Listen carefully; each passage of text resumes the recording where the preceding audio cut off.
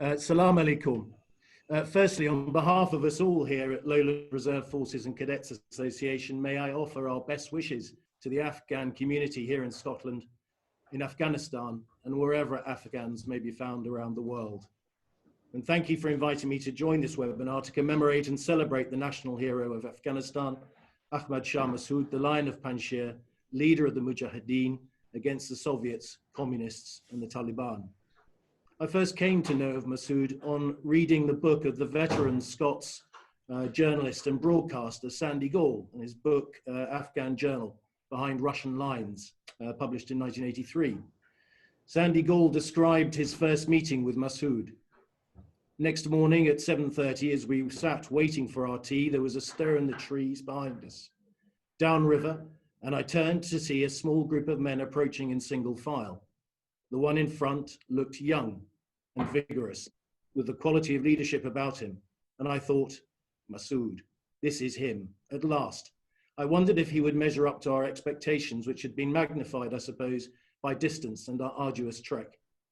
He wore a khaki combat jacket, khaki trousers, black Russian army boots, a checkered scarf, and a flat woolen chitrali cap. As he came nearer, I saw that he was pale-skinned with a wispy beard, about medium height, and that he walked with the smallest of stoops. Then he was among us, and everyone was standing almost at attention, as deferential as Afghans can ever be, and I was aware of an aura, a mystique that seemed to set him apart. As I shook his hand, I noticed above all his eyes, quick and intelligent. He had a long nose and the face of a thinker, perhaps more than a man of action, but he had an air of maturity and authority remarkable in a man of just 28. So Masoud clearly made a strong impression even in those early days, and he was to become Afghanistan's most successful guerrilla commander during the resistance against the Soviet occupation between 1979 and 89. He then led the government's military wing against rival militias, and then after the Taliban takeover, led the Northern Alliance against them until his assassination by Al-Qaeda suicide attackers on the 9th of September 2001. Masoud sits in that pantheon of great guerrilla leaders, such as Tito, Ho Chi Minh, and Che Guevara. But I would also suggest that he sits amongst that pantheon of great military leaders worldwide. Take your pick of the world's greatest. I spent nearly a year in Afghanistan in 2011, helping to train the Afghan National Army. Based in Darulaman, near Kabul, I was fortunate to be able to travel widely, from Herat in the west to Jalalabad in the east, and from Kandahar in the south to Mazar-e Sharif in the north.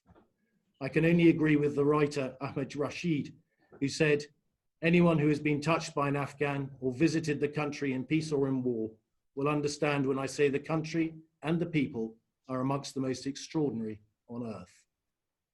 In Afghanistan, I worked directly to an Afghan general and would often sit in his office and talk of many things. The killing time in Scotland in the 1680s interested him as he looked for possible parallels and lessons for his own country. It touched him so much that I gave the general a Douglas tartan rug as a memento of our chats when I left.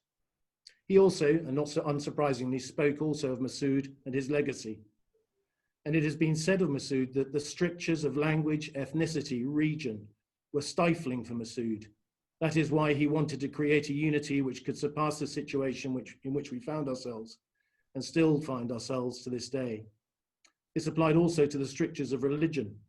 It is said that Masoud often led prayers before a meal, but he also asked fellow Muslims to lead the prayer.